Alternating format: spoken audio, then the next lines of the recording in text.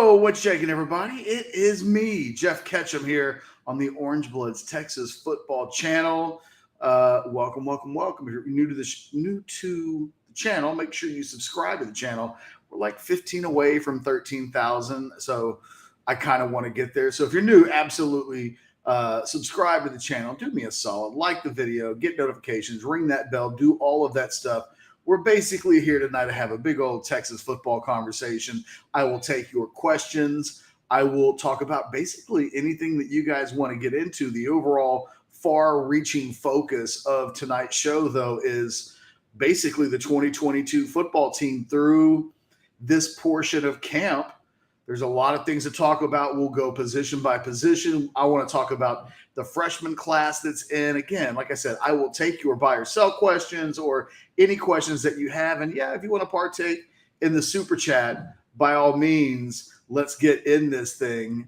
Matter of fact, we'll go to the super chat right away. I've got a few things that I want to get into today, but I don't want to, I don't want everybody to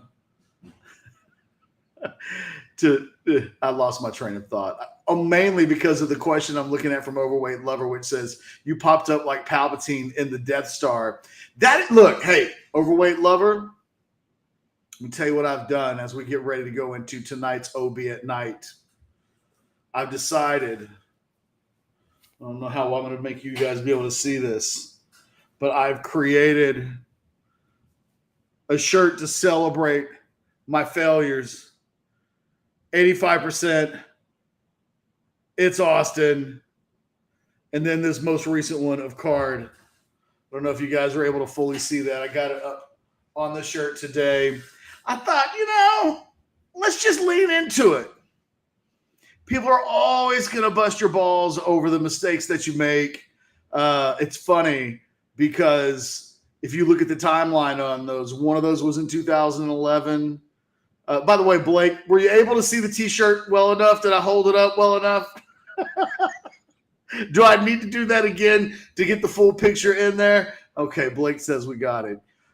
One of those huge mistakes happened in 2011, one happened in 2015, one happened in 2022, which lets you know, I told someone this earlier in the weekend, for the next year or so, you're probably good, man. Maybe the next 2 years.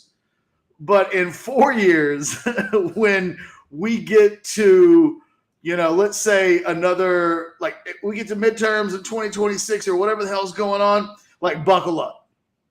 From 2026 to 2028, 29, that's about when I'm due for a monster F-up. It's Austin in 2011, 85% in 2016 or 2015. Actually, technically, yeah, that would have been January of 2015. And now the great quarterback miss of 2022, which even though now it's been 5 days or so, God, has it been that many days already? No, four days. Friday, Saturday, whatever. It feels like it happened just yesterday. We can get into that conversation, honestly. If you guys have any questions that I can try to answer with regards to how did the missing of the quarterback position go, it's a bitter one too when you think about it, because literally what have we said from the beginning of this year all the way to the beginning of camp, all the way through Thursday at about noontime? It could only be Quinn Ewers, with all due respect to a guy that I really like in Hudson Card. This comes in from Overweight Lover. You should have made that shirt watermelon green. I can make them watermelon green. What I need to do is start putting some 85%. So it's Austin and Card. You see, I'm putting it up over my head so I can't see what I'm doing. What I need to do is get the merch available on the website, and then boom, it's off and running at that point.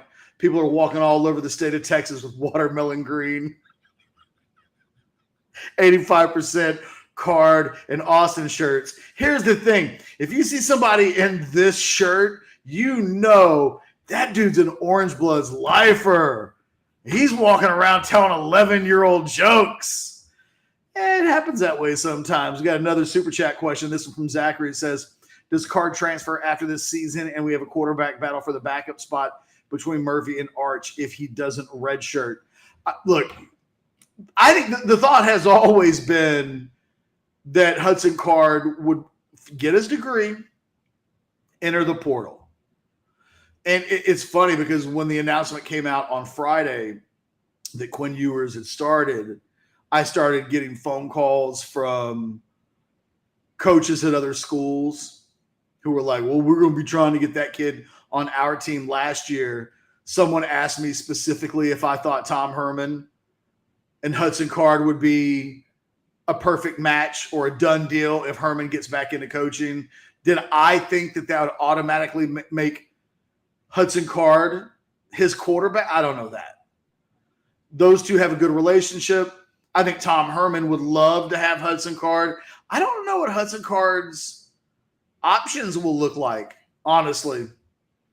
It was probably good for him that in the end, publicly, it sounded like it was a fairly close battle. Because if you're a mid-major or, some team in the Big 12, and he's the guy that barely lost a quarterback battle to Quinn Ewers. I don't know if it completely goes like that. He's going to stay, get his degree, transfer out, and then next year, I kind of expect Malik Murphy to be the backup quarterback.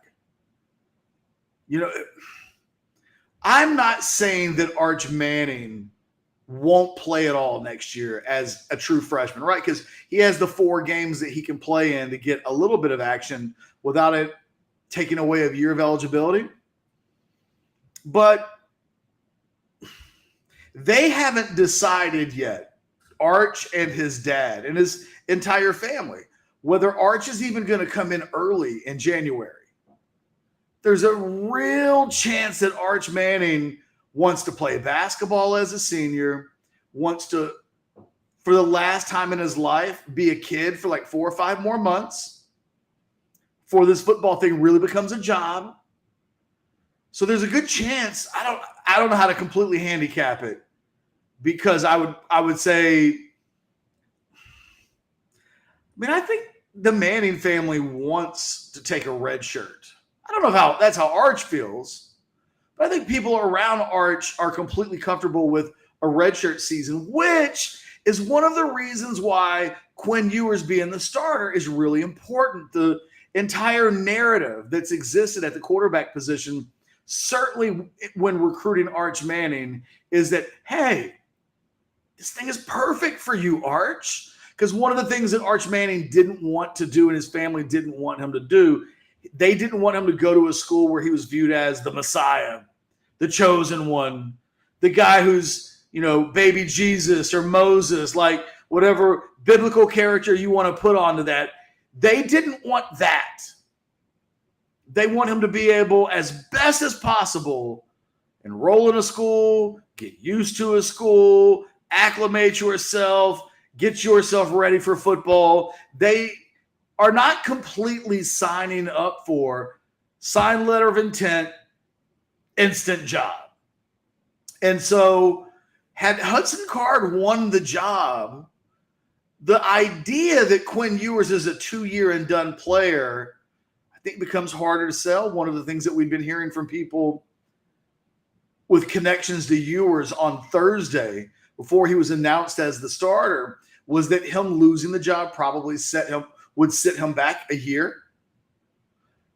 So behind the scenes, there were conversations taking place about what would it mean. I had wondered what might it mean for Arch, because that doesn't necessarily paint the picture that in 2024, that's when he can have had a year off, know the offense down pat, and then compete for the starting quarterback position. So Card winning the job on Friday, announced, allows the Longhorns to continue on with this narrative that they've been selling and recruiting, what they've told, I think, Arch Manning, what has really helped make Arch Manning comfortable in his commitment to the Longhorns. And don't worry, Overweight, I will get to your most recent. I'll even pop it up on the screen right there just to have it ready to go.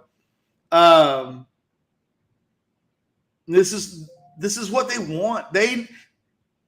Texas needs Quinn Ewers to be really, really good as his pedigree says he is, as good as I think he and his family think. Because keep in mind, going to Ohio State, that was about starting the eligibility clock. If he doesn't go to Ohio State the first year, he can go to the NFL draft as 2025. By going to Ohio State for a semester and just kind of kicking it before transferring to Texas, he makes his eligibility clock possible so that if he just tears it up, 2024. So if he stays where he is supposed to be, and it's funny, Shavam said, let me pop that up there. IT said Arch is an early enrollee. I'm just telling you right now that's not been decided. Level 1 information. I think there's a good chance that it happens. I think that literally having the conversation with somebody who would know in the last couple of days to the last week, they're still thinking about it. And I mean, do not underestimate everybody in that family's desire to potentially let him just be a kid for 4 or 5 more months. He may be an early enrollee. I wonder how much this season might determine that, and what would be he will be ready to go if he wants to be an early enrollee. Let me make that clear to you, Shavam. He'll be completely ready to go, but he doesn't have to make his decision now. And even if he had decided that he was going to be an early enrollee, I would tell you that's shaky at best. Up to overweight lovers question. Quinn Ewers has a better season stat line than Casey Thompson and better than last year's Texas team. That's a good question.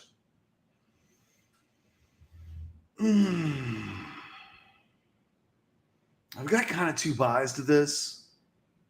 I think that Quinn Ewers will have a better season than Casey Thompson this year at Nebraska. I don't think it's going to be quite as good from a passing efficiency standpoint as Casey Thompson's was a year ago, which off the top of my head, Casey, I believe, was in the 160s, 163, 164, something like that. And so really in order, I mean, Casey finished the season, and it's a bit misleading because they brought Casey in after the Arkansas game, and he got back-to-back stat games where he threw like 11 touchdown passes. And the weight of that game really impacted just how strongly rated he was for most of the season. It was like his quarterback efficiency rating went way up here and then just dipped week by week by week. But at the end of the day, he ends up being a guy that was number 25 or number 26 in the country in passing efficiency. So in order for Quinn Ewers to be better than that means that Quinn will have had one of the best quarterback seasons. Because what are we talking about, 170? I mean, it could be as simple as 166 if we're just talking about passing efficiency and not even like that next level up to like 170 or 180. You start getting into those numbers, though, and you're talking about one of the greatest offensive quarterback seasons of all time. I think it's important to remind everybody, Texas does not have a history of guys putting up crazy numbers, just crazy numbers. I mean, you have to go back to 2008, and that's really the best quarterback season passing the ball that anybody at the University of Texas has ever had. Colt McCoy was in the 170s. It was the highest that he ever reached as a player. God, I would maybe even need to, let me just look that up real quick to make sure that I got that pulled up right. I may have him maybe off with Colt for just, no, he was 173.8. That's easily the best passing season in the history of Texas football. Now, at the end of the day, Vince Young has the greatest individual season that any of us have seen. He led the NCAA in quarterback efficiency that year. The numbers were not great. mean, I'll look that up real quick too, just because I'm sitting here looking things up on the internet. But I want to make sure that I set the correct picture for you. So in 2005, VY was at 163.9, which is roughly where Casey Thompson was a year ago in terms of quarterback passing efficiency. It's hard to believe that Vince threw 10 interceptions in 2005. All I remember are touchdowns. I don't remember any interceptions in 2005. He threw 10 of them. My guess is if I stopped and I thought really hard about it, I could think about some of those interceptions. I was at every game. But right now, the only thing that stands out of my mind is that dude just ran for a lot and passed for a lot of yards. 163.9, again, you go back to Colt, you're talking about a 173.8. But beyond that, Casey Thompson's year last year was as good as any Texas quarterback has had beyond the two best seasons ever if we're just looking at quarterback efficiency.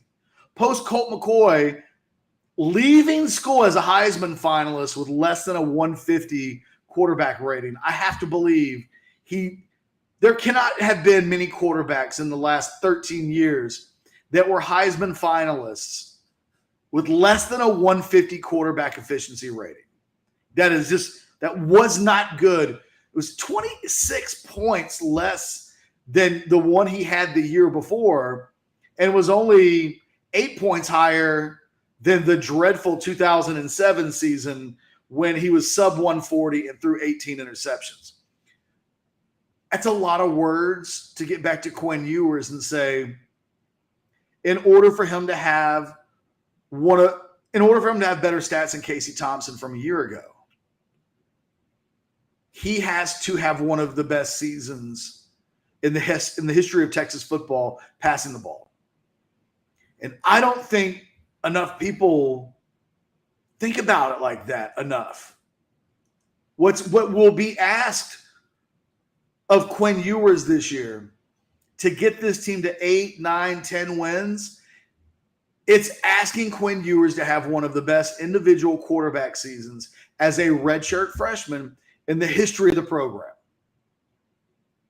Because go back and look at Sam Ehlinger. And I know they're different quarterbacks, right? Because Sam and Vince, and really Colt for that matter too, they all had the ability to make plays with their feet. They really were called upon in the running game. But when you look at Sam from a quarterback perspective, his efficiency rating as a freshman was 124, then it was 146 as a sophomore, it was 151 as a junior, and it was 150 as a senior. Very okay. I don't want to say mediocre. I mean, he is tearing it up in the NFL in the preseason right now. But those aren't anything like the numbers that Oklahoma quarterbacks have been putting up for most of the last decade. It is very middle. It's goodish is what it is. It's good-ish. But those marks by Ehlinger, those are close to top 10 all-time passing seasons by UT standards. By the rest of the country standards, But Texas has not had good quarterback play in the last 13 years. It got really one exceptional season from Colt McCoy in 2008. You get VY, but even when you go back to Sims and Major and James Brown and you look at the passing efficiency and like the level of play that they really played at, it wasn't special. So when we say, an overweight lover, you have gotten your $5 worth on this question. When we talk about stat line better than Casey Thompson a year ago, we're talking about him being in the 160s, which is higher than anything Sam Ehlinger ever did, better than anything Major ever did, better than anything Chris Sims ever did, better than anything that Colt McCoy did, except basically in one season. It's a big expectation. And that is what people are asking for. And I think that we should have some transparency on what it means when you say, what is it that we're asking for? Moving along into the super chat, we got a over and under. Quinn plays 9+ games this season. Jay Witt 8+. I'll say buy on both.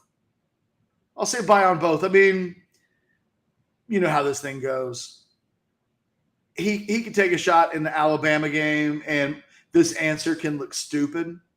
But, you know, projecting that he's going to miss a quarter of the season at least, it's hard to do that. I could see the scenario where, you know, Hudson ends up coming in for a game or two, but it's hard to project much more than that. And look, I'm sticking with the whole season for Jay Witt. As unlikely as it might seem, this kind of happened with Jordan Shipley eventually. You go from injured. It's like, oh, this guy's always banged up. He can't stay healthy. And the next thing you know, he doesn't miss a game for a long time. I'm going to bet on that with Jordan Whittington. The guy takes such good care of his body. The guy really has tried hard that I'm going to give him the benefit of the doubt. And it kind of, you know, like I said, I'm going to give him the full 12, all things considered. Let me look through some of the chat questions. I had like here's my deal. I have a show planned, a topic planned, and we're 22 minutes into it, and I really haven't gotten to any of it. Because we start taking the super chat questions, we start engaging in the chat, and then the next thing you know, 20 plus minutes have gone by, and the thing that I prepared for, which was not just wheeling, dealing, on the fly, ad lib, I was trying to be better than that. I'm trying to today be better than ad lib YouTube, because I can do that. But it usually, what it mainly means is all I do is engage with your questions, and I never get into a plan of discussion. So let's do this. Let me make sure that I haven't missed any other super chat questions. Eric says, I'm on the sauce heavily tonight. I'm good.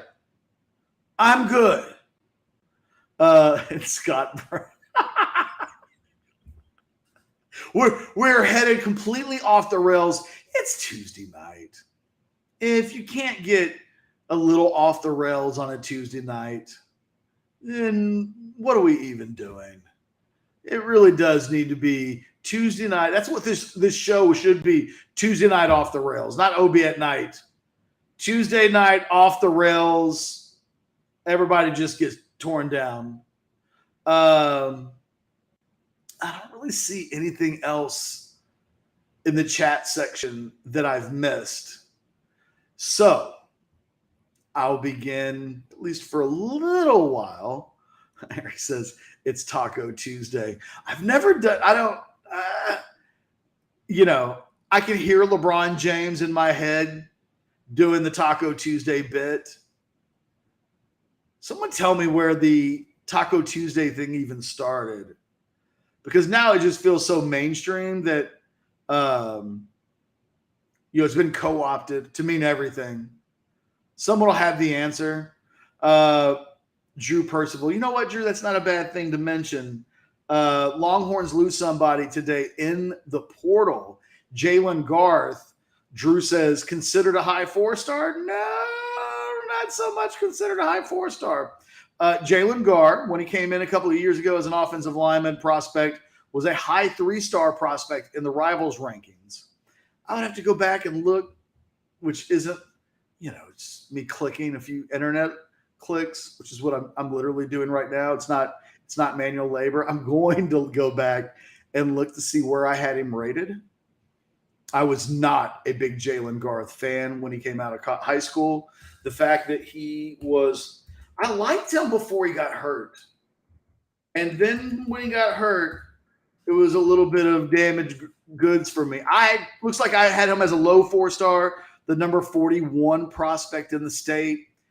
Ironically, just 2 spots above Marvin Mims, the wide receiver who goes to Oklahoma, who has been nothing but short of a hellacious player. Shame on me for that one. Good God Almighty.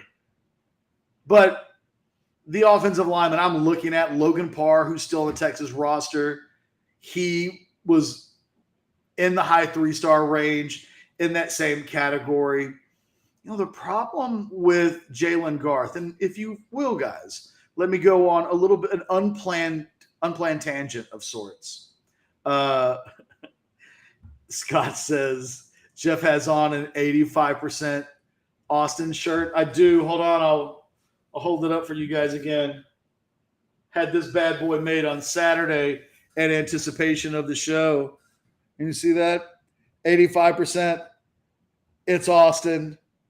Hudson Card. And I just kind of like the dollar sign mixed in there.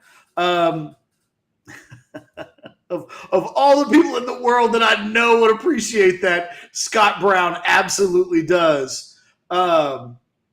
He was always going to be a project. He's only a couple of years into his being a project. And it's too soon for either he or the coaches to have expected that coming from Port Neches Grove with injuries to boot, that he would be a guy that within 2 years would be ready to play. And now he's been passed up by better prospects, and he has a hard time seeing where his future is as a football player at the University of Texas. That is the rub when you take guys. People are like, Coach hates 3 stars. No, I don't hate 3 stars. But at a program like Texas, Jalen Garth is a perfect example of what can happen to a 3-star, high 3-star at Texas.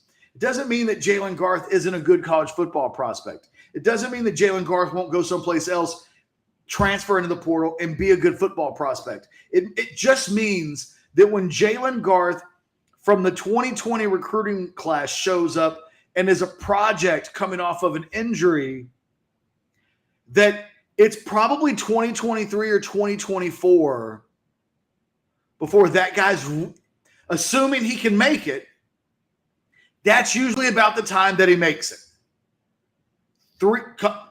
Redshirt sophomore, redshirt junior year. And the problem is guys like Jalen Garth aren't going to wait until 2024, 2025 before they want to be on the football field. You can't tell them that they're projects as if that word is a dirty word.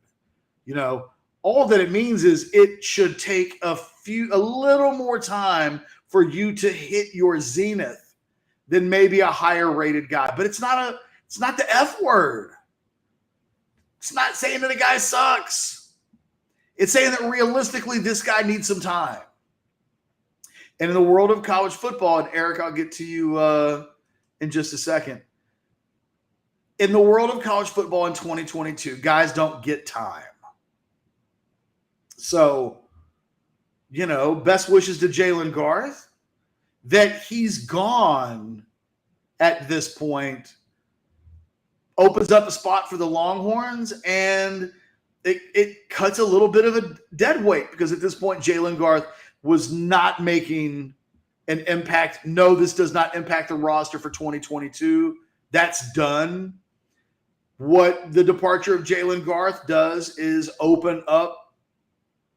It's the beginning of attrition in the 2023 season. He's the first guy in a year where Texas will need at least 10 of those guys, at least 10. So, again, best of luck to Jalen Garth, but not a guy that I think Texas is going to miss. Eric says, my bid is for that extra 85% shirt. Let the bidding begin. Who says I'm giving away my second one? Who knows? We may have to wait. We may have to wait. For those of you that don't know, you just showed up, you don't know what he's talking about. I had new T-shirts made. If I'm going to get made fun of, if people are going to throw the rare like every 3 or 4 years, I make a big mistake that people remember for the rest of their lives, then by God, let's put it on a T-shirt and sell it. I'm wearing it tonight, as a matter of fact, you know, because it's important if you're going to try to move merch, you have to show off the merch. Eric would be correct, though. I only ordered 2 shirts at this point. Was there another buy or sell question in any of that, or anything else that's pinned to the top? No, I think we're good. If I see any other super chat questions, I'll get into it. One of the things I wanted to do tonight, Anwar and I did an up section. I wanted to do an up and down section, and Anwar felt like we've been negative, which I don't feel like we've been negative. I feel like sometimes telling the truth sounds negative. What the hell have I been negative about? It's not my fault this team probably has an estimated over and under record. It should be 7.5. That ain't my fault. I didn't make this team go 5-7 last year. It's not my fault there's not a pass rush. So he was like, let's just go up. And no, it does not mean that I want to go up and down. By the way, Chris Bailey asks if you get a letter jacket with that shirt. No, you do not. Nope. That time is coming past. I think if Obi-Wan is in the chat room and feels like he can still make the letter jacket for you, hey, then get buck wild in this thing. No, the thing that I wanted to do more so than an up and down section and focusing on downs after having focused on ups, I kind of wanted to walk through the freshman class a little bit, position by position, and talk about what we've seen so far in camp. So, see, it's 8:30 on a Tuesday night. My man could be watching anything on TV, and he's in here shit talking. There's part of me that's like, I can appreciate the fact that Stooptified is in here. Stooptified, you would also have to admit, kind of pathetic. I'm not judging you. I am not judging you. I'm just saying, if you come in trolling another team's fan base after 8 o'clock when, here's what we know. You ain't getting laid. And then eventually you're going to get people asking me to throw you out. Just play nice. I won't throw you out for the simple, we're good with memes, y'all keep Garth line. That's warranted. I brought it up. No, the thing that I wanted to focus on was position by position, how the freshman class that just came in, how they're doing so far in camp. So let's just start with the quarterback position. Obviously, the first one would be Malik Murphy. It's been kind of a quiet camp for Malik. Haven't heard a single negative thing, but it does feel like they've been treating him with kid gloves to a certain extent, which makes a little bit of sense. He is another guy that has been banged up. He is another guy that they want to make sure doesn't become damaged goods. But when he's had time and he's had reps, he's done pretty good. So good that on Saturday, he was one of the first guys that anybody mentioned to me from those that were at practice and gave me some notes from practice. One of the first notes I got was from a big money donor who was like, Malik Murphy, he's big. And he was like, and he's pretty good too. Here, before I lose you, overweight lover, what do we got going on here? Anwar, how many 5-star cakes is baked? Sook's Adidas cap print. Alex is John Bianco. Oh, we're doing shirt ideas. Oh. All right, that's good. Let me think about it for a second. Look, that honestly, I could come up with my personal t-shirt would be a picture of Ross from Friends with Anwar's face superimposed onto Ross's face. That would be and then maybe it says how many 5 stars, and it's got one of Ross's, but it would be Anwar, curious looks. Is there any way to superimpose Anwar's face into a Ross from Friends and everybody know that it's Ross from Friends? Because I'll get that shirt made. I'll play around with it. I'll put Blake on it. We'll get some Anwar shirts. Yeah, Blake's "It's Ain't Even Close" is a glorious t-shirt tagline too. That would sell the most shirts, but the "How Many 5-Star" line is literally Anwar's go-to. Cake is bake. Sook's Adidas cap print. I'm thinking about like a John Bianco, like real stern face. And then, I don't know, Alex in the background yelling at him. That'd be a funny shirt, too. You guys are coming up with some fairly interesting ideas. I'm into this.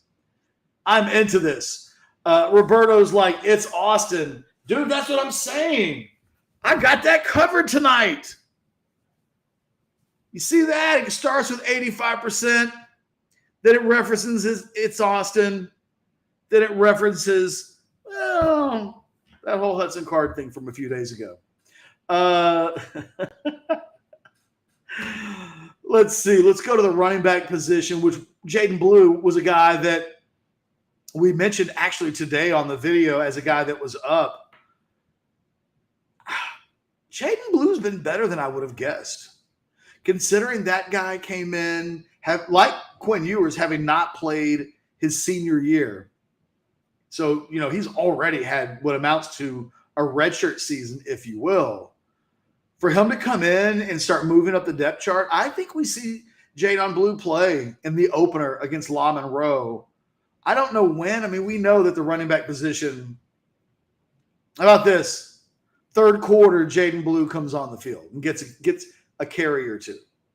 I think he's played that well that at third quarter minimum, because we still don't technically know what level of availability Rashawn will be. If Rashawn's 100%, it makes the likelihood of Jaden Blue's coming in early a little more difficult. But I'm going to say third quarter for Jaden Blue. That's how well he's played. He is a guy that now when we start to think about the 2023 position, when Bijan goes off to the NFL, suddenly Jaden Blue's a guy that we have to keep in mind at all times. He's now in that conversation along with Keelan Robinson, along with Jonathan Brooks. When we look at the wide receiver position so far, can't hate on that. Savion Red has come in, and I don't want to go too crazy with hyperbole. He has, against mostly the third-team defense, looked really good. He's a guy early on that is showing, I belong here. I'm going to be a player here. I don't know that I feel with him the same way I feel about Jaden Blue, which is he's going to play right away. We'll see. It's very possible that Savion Red could play on special teams this weekend. You would think he's a special team. He's perfect for special teams. That we've heard as much or more about Savion Red than Brennan Thompson is kind of a surprise for me. I thought, but Brennan Thompson's also coming off of an injury, and he's a guy that is making a major adjustment, having gone from Spearman, Texas, which I don't know that I've ever heard of anybody ever coming from Spearman, Texas, and making the leap. He's coming from Spearman, and it just, it's going to take a little bit of time to acclimate himself, I think, to this level, as evidenced by the fact that a week ago tonight at the open practice, Brennan struggled with drops. I don't want to say how many I think it is, but it was like 3 or 4, honestly. And it's ironic because he ended up made a big play later on in the scrimmage part of the practice. It just goes to speak of this kid having a lot of talent, needing some time to put it together. Savion Red of those two has probably had the most buzz. Barring injuries, I just don't think either of these guys are going to be guys we're talking about on Mondays during the season. I would be surprised at this point. Like I said, that would mean bad things in the way of injuries. Paul says Savion Red is Ketch's favorite recruit. He was so happy when Sark took him. Man, it was nothing against Savion Red, who on the surface is a tweener running back wide receiver. He's a guy that has the body of a running back, but the skill set of a receiver. Coming from where he's coming from, there's a reason why he didn't have any other major scholarship offers. I think he only had two or four. It wasn't a lot. My perspective at that point is to not look at Savion Red as an individual. It's to look at Savion Red as a math equation. And the Savion Reds of the world can be up to somewhere between 10 and 15 to 1. So you got to hit that guy, and it's a long shot. He hasn't hit yet.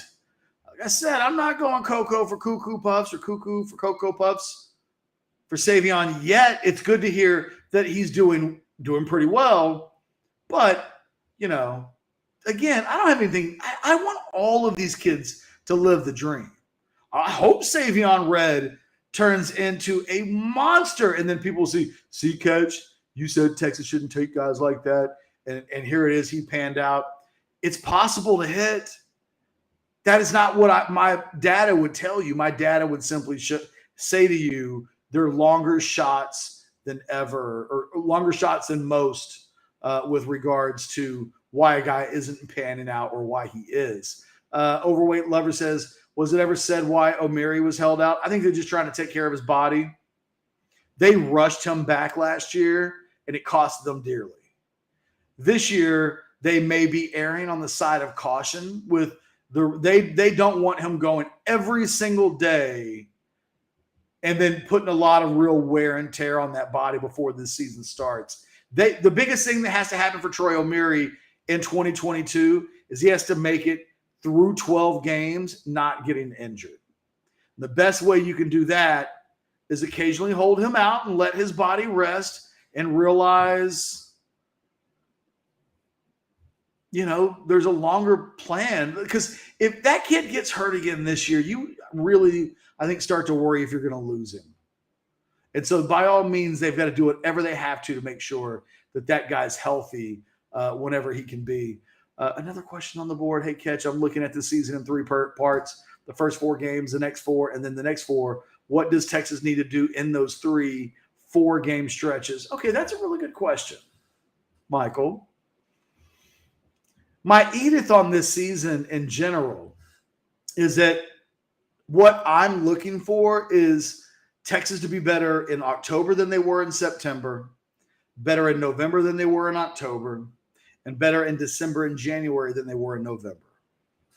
Gradual, constant success and improvement. And the kind of thing that at the end of the season, forget about their record. At the end of the season, people are saying things like, nobody wants to I hate when Blake distracts me in the middle of a comment. Don't do this to the talent. Because then you get distracted. And then you get lost in the middle of your sentence. I don't know what the free Roberto thing is even about. So, yeah. What did Roberto do? I don't even know who that is. Sorry, guys. I can't do anything that I don't know anything about. Roberto has a super chat question. Just jump in here, Blake, for a second. Quit being a mute and trying to talk to me with chat. It's distracting. It's on the screen. Roberto Gonzalez, super chat $4.99. Toviano, do we have a shot? Derek Williams has to be iffy. Yeah, next time just jump in and say that. Let's see. Do we have a shot with Toviano? Yeah. I don't know how to handicap that one. That kid, it seems like Texas has made up ground there. I think most people think A&M is the betting favorite. LSU is an absolute wild card that can't completely be dismissed. But, yeah, no, I mean, that one's – does Texas have a shot? Absolutely. 100%. Are they going to get him? It ain't 85%. for those of you who hadn't seen it. Derek Williams has to be iffy. Derek Williams is iffy. I mean, here's the tough thing about the Derek Williams commitment is Texas already used their official visit in the summer. And now this kid wants to take 4 more visits. And it's like Alabama, LSU, Texas A&M, Miami. It's like, oh, okay. Miami, huh? Makes you think about, okay, well, what's Miami got going for them right now? They've been throwing a lot of NIL stuff around. Texas A&M, we know what that reputation looks like right now. Alabama's Alabama. I mean, they're the old school guys on the block that you always have to worry about. That's a tough one. Maybe the better question is there a better chance that Toviano ends up at Texas than Derek Williams?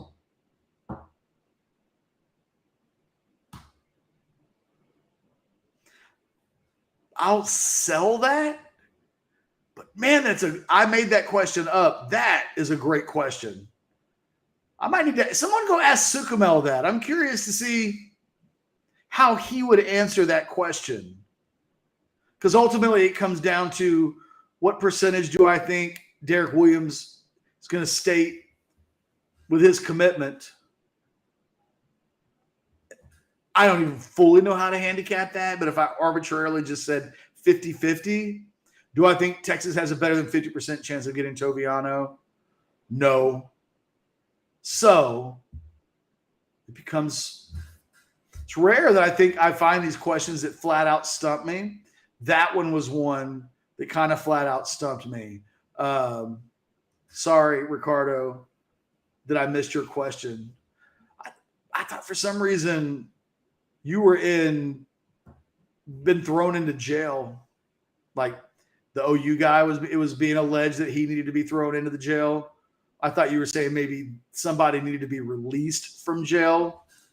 Roberto, I'm much happier that you aren't one of the bad guys in Superman 2 that we just had floating into space in that glass.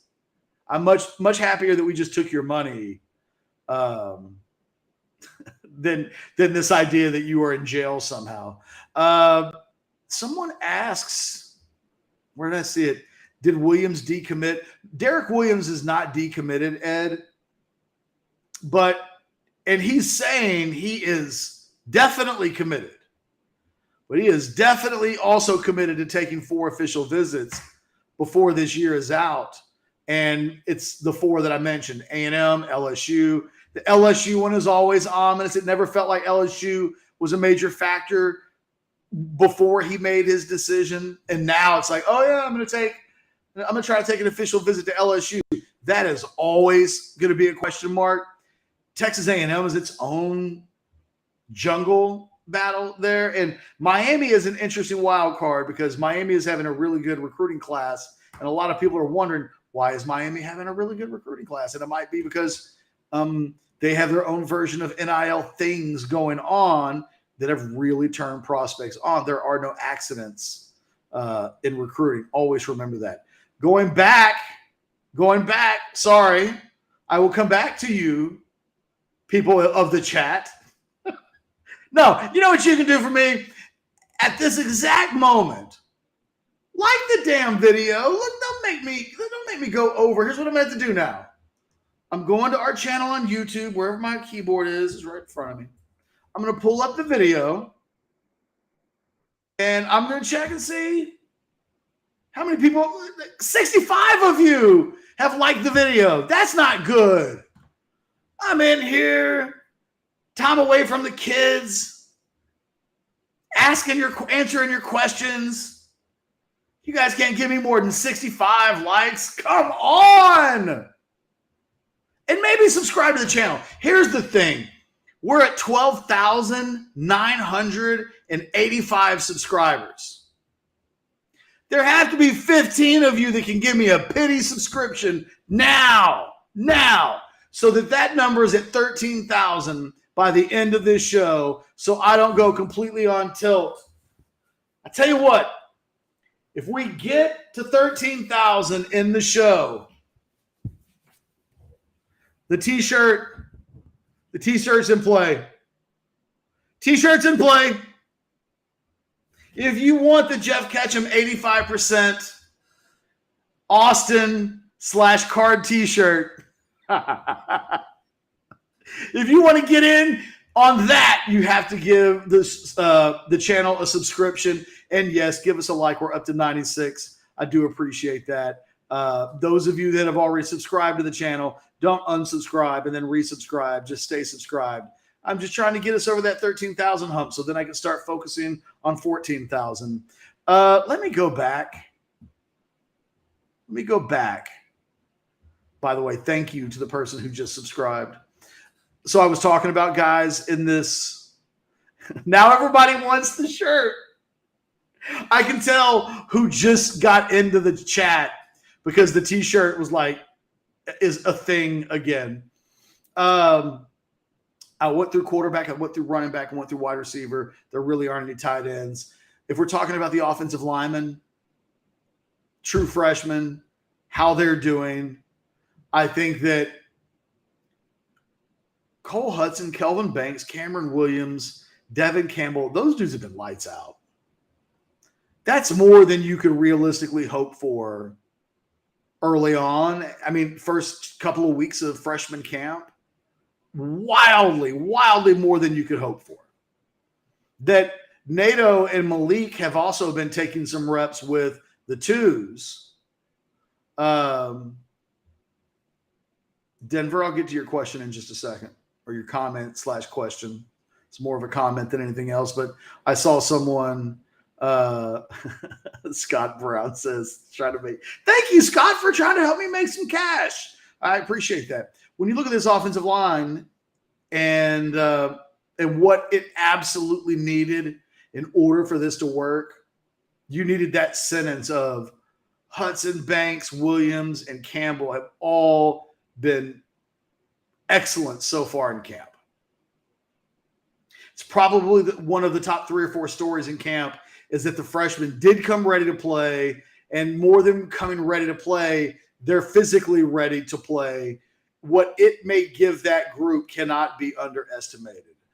Eric, I see you. I'll take a couple questions real quick. Denver says, or he just commented, I don't know, we'll see. I'm nervous because it seems like our defense is making improvements, or is our offense just soft?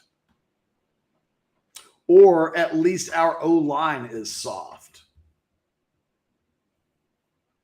I mean, the answer is yes. Soft feels like just too harsh of a word. What is not hard, but not soft? What's in the middle of hard and soft? Somebody give me a word. It's not soft. It's not Charmin, but it's not a brick either. What about spongy? Are sponges soft? Kind of. I don't know. Someone said flaccid. See, Jason, you're right. I opened myself to that one. Good God. Now there's just penis jokes. That's where I'm how the hell of me of all people unintentionally start a penis joke conversation? It's like a half chub on offense. If we wanted, to answer the question fully, I suppose that's it. It's not soft. It's not a hard defense. Or the offense, the question was, is the offense soft? It's a half chub. And I don't know what to make of the defense. We heard the same things about them a year ago. I'm taking a total wait and see impression of it. The word throughout camp has been nothing but good, but that's kind of the thing that bothers me a little bit. It also bothers me that we're still not hearing anything about guys that are getting to the quarterback.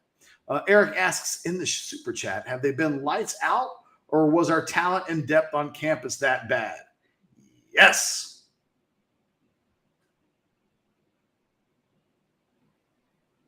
Sometimes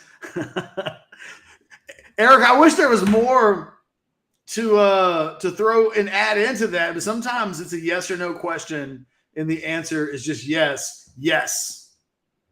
Talent has been lights or not been great. They've been a little bit lights out. There's not more to it, I think, beyond that. What's interesting? As we talk about really the entire offense, defensively, I think you would say that the freshmen have been a little bit of a disappointment. I mean, if we just look at the defensive linemen, I'll name them off. Guys that signed with the Longhorn Jet: Christopher Ross, Aaron Bryant, Jeray Bledsoe, Zach Swanson, Jamon Tapp, Justice Finkley, Ethan Burke. That's a big swath of defensive linemen. Some of these guys, I've heard Aaron Bryant's name mentioned once during camp. I've heard Jeray Bledsoe's name mentioned by a player during camp and quick first step and all that kind of stuff. Jamon Tapp's flashed a little. Justice Finkley has flashed a little, having been there in the spring. You're not getting nearly from the defensive ends and the defensive linemen the kind of early impact that you're getting from the offensive linemen. I might say that that's the difference between 5-star prospects and non-5-star prospects. Just want to throw that out there. The guy that's probably impressing the most right now is Ethan Burke. Comes in 6'7", 230. Everybody knows that he needs to gain a little bit of weight. And yet, as a pass rusher, he's been really good. He's been a guy that I think plays pretty early in the opener against La Monroe, whereas I had Jaden Blue earlier in the third quarter of that game. I wouldn't be completely surprised if we're getting a look at Ethan Burke on a passing down somewhere in the second quarter. But the rest of those guys, I don't know. I don't know when the rest of those guys get in the game. Finkley, maybe somewhere in the first couple of quarters. I mean, he has been there the longest, but really none of these guys have just blown the door open the way their offensive line counterparts have been able to. And you wouldn't say that it's because the talent in front of them is just so good they can't get on the field. It's a reminder that it's a lot to ask these guys to show up and be badasses the moment that they show up. It usually doesn't happen like that. And it hasn't. These guys, they're works in progress. Maybe before the end of the year's over, you start to see more of them. Ethan Burke is the one that's getting mentioned the most. Drew asks about Prince Dorba. Still not really hearing a whole lot about him. Sorry. He's not really part of the conversation that I'm having right now because I'm just talking about this true freshman class, but I saw that in the corner of my eye and thought I'd get to it. Ben says, I think Barron is really going to raise some eyebrows. I tend to agree. Is that raise eyebrows by University of Texas suddenly poor standards, or raise eyebrows at the Big 12 level as one of the best players at his position? I kind of think the former rather than the latter at this point, just at this point. If we go through the DBs, well, let's do linebackers real quick. Derek Brown, Travell Johnson, kind of quiet. If I'm being completely honest, I've not had anybody mention either of those names through the first 2 weeks of practice. Doesn't mean that they haven't been mentioned to other sources and thus to other people on our staff, right? Like I'm getting information, Anwar, Sukamel, Alex, we all are getting various tidbits from various places and then kind of working it together as a staff. I personally have not had any of the linebackers mentioned. So there's that. Overweight lever. Let me get you real quick. Is the freshman offensive line beating the two deep an indictment of Flood's development of the older guys or an indictment on Turner Herman's scouting ability? It's not even about scouting ability. They took bad players.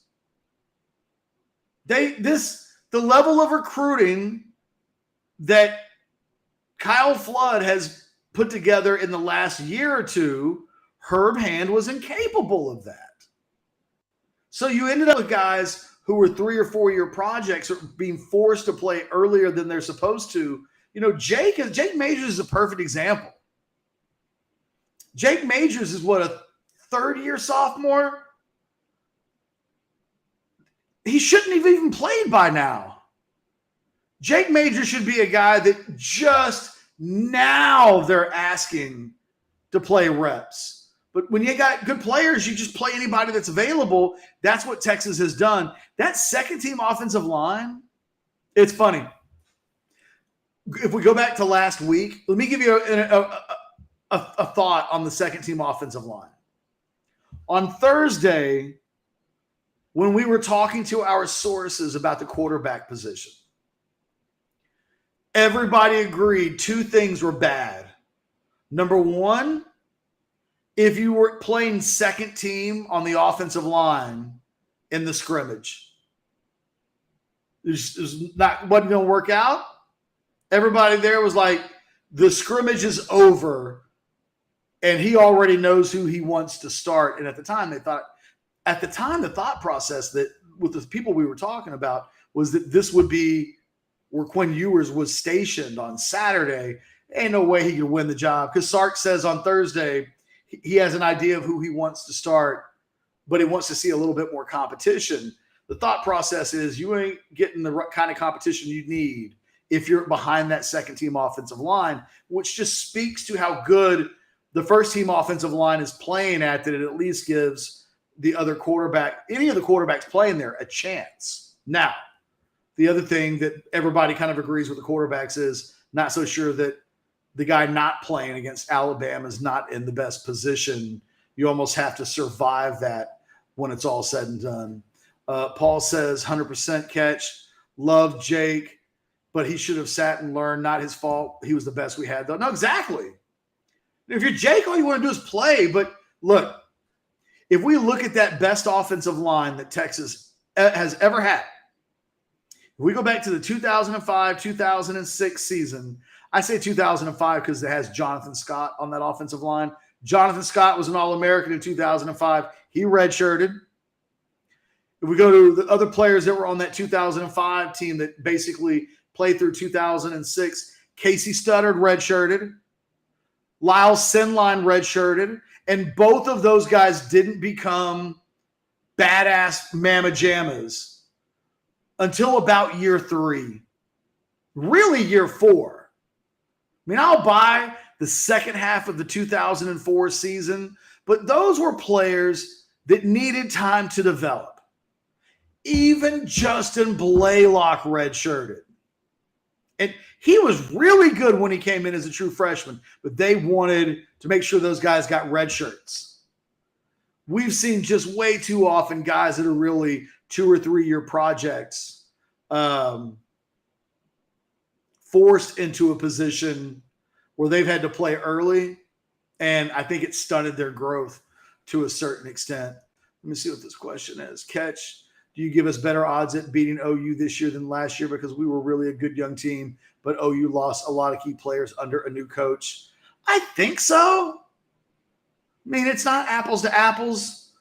The teams have changed in ways that Quinn Ewers hasn't played in a game at quarterback at Texas yet. We don't know what that even looks like yet. So it's hard for me to go too far, but I'll be honest, I'm not super high on this Oklahoma team. I'm not picking Oklahoma to make it to the Big 12 championship game. So I thought more of Oklahoma last year than I do this year. So we'll just say that. Nate's take says, is DJ Campbell going back to second team with Cole Hudson back? From what I've heard, those two guys are taking reps together.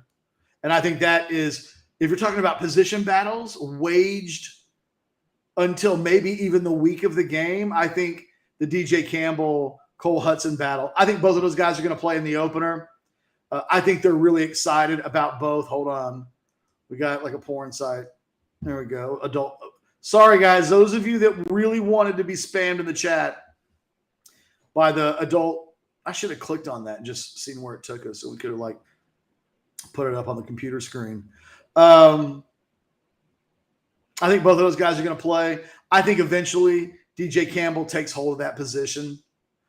I think there's also a good chance that if you're talking about getting your best 5 on the field, those two are probably in your best 5. How do you get the right combination of players. It remains to be seen at this point. But I think that those two guys you couldn't be happier with at this point. Real quick, last position, DB. It's a big group. It's a big group, and it's kind of surprising of kind of who we haven't heard from. But you've got Byron Allen, Austin Jordan, Jalen Gilbo, Terrence Brooks, Larry Turner Goodson, and Xavier Bryce. Of that group, by far and away, Jalen Gilbo, by far and away, has been the guy in August at this point that is mentioned on a daily basis. Mentioned so much that he may be the guy that plays the earliest of all of the true freshmen. We wouldn't include certainly Quinn Ewers in that conversation since he's a redshirt freshman. Gilbo, I think, plays in the first quarter. And Gilbo will certainly be a guy on special teams. I'm not really counting special teams as this is when they are on the field and officially players. Probably should. I'm talking about as part of either the offensive two or defensive two deep that gets on the field. Keep an eye on Jalen Gilbo. Brian Allen, kind of an iffy, slow starting camp. Same with Austin Jordan. It's been quieter for Terrence Brooks than I would have expected. And not hearing a lot up from Larry Turner Gooden or Xavier Bryce is just, not completely unexpected. Those were players that, for me, probably going to need a couple of years before they develop.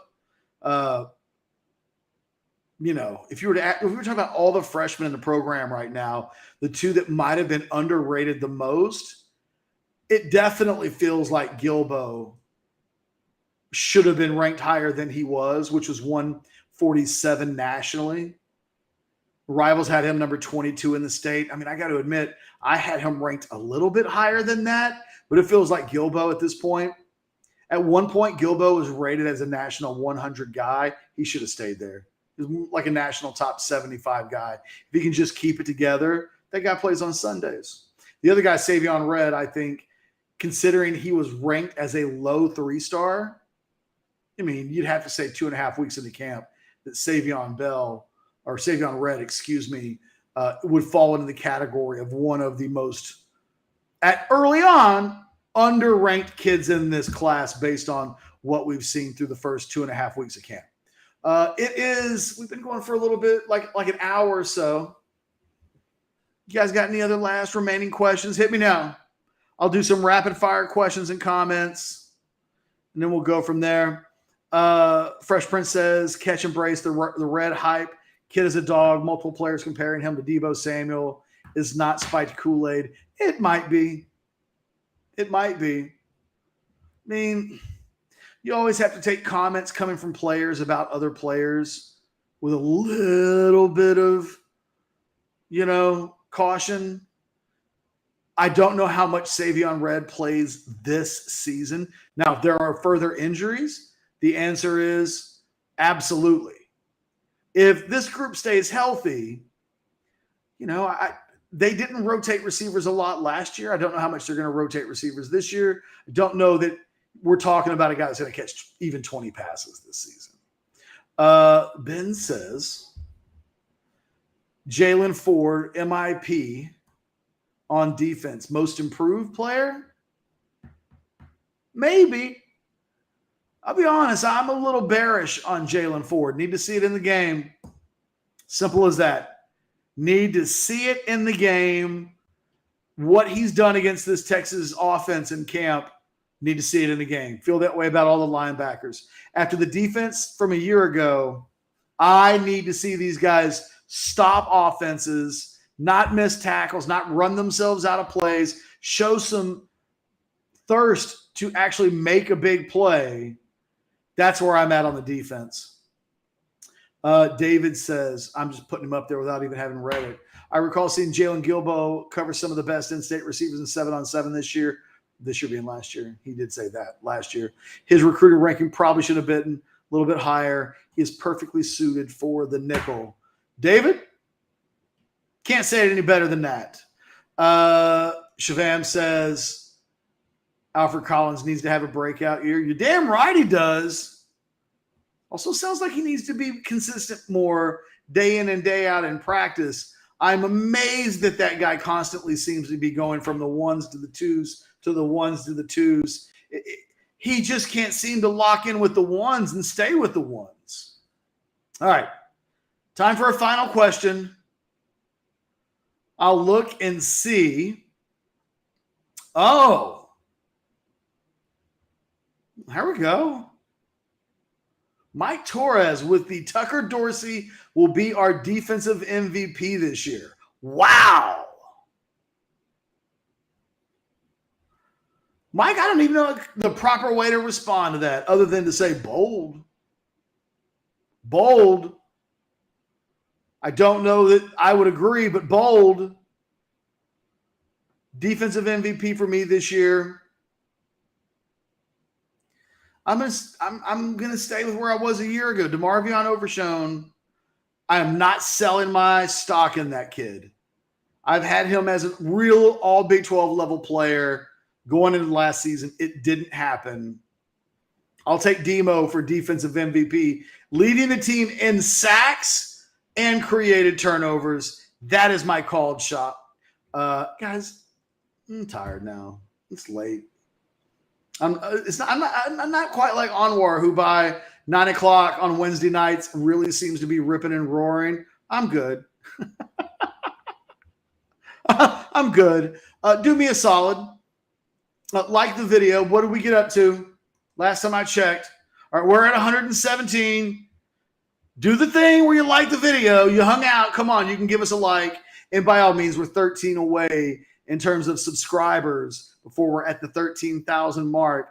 I know I shouldn't beg for like these arbitrary numbers to be hit, but it's the sooner we hit 13, the sooner we go after 14. When we're this close, when we're just 13 away, and I know I have the attention of more than 262 of you right now. Come on, man. Subscribe to the channel. Get there so that I'll quit doing this while we're doing videos. Simple as that. For my man Blake, who distracted me tonight, he did a great job producing. But a couple of times when that chat comes in front of my face, I'm like, what the fuck is Roberto? And then it just gets me distracted. Sorry for the F-bomb at the very end. Sometimes it is the appropriate word. Word of the night from Scott Brown. Probably didn't mean it to be. Didn't mean it to be. It just kind of went that way. For myself, Blake, our excellent producer, and all of you that participated in the chat, y'all were lively to say the least. Thanks for watching. Shout out one more time to the new t-shirt on the streets. Come on now. I'm not even selling it. I just want you guys to know that I have what would have to be like as good of a self-deprecating good attitude as anybody can have. Yes, I did have 85 It's Austin and Hudson Card t-shirts made because why the hell not? So for the absurdity of it all, you guys be good, man. Have a good night. We'll see you tomorrow. Anwar will have the Drunk Uncle show tomorrow night. Until then, later.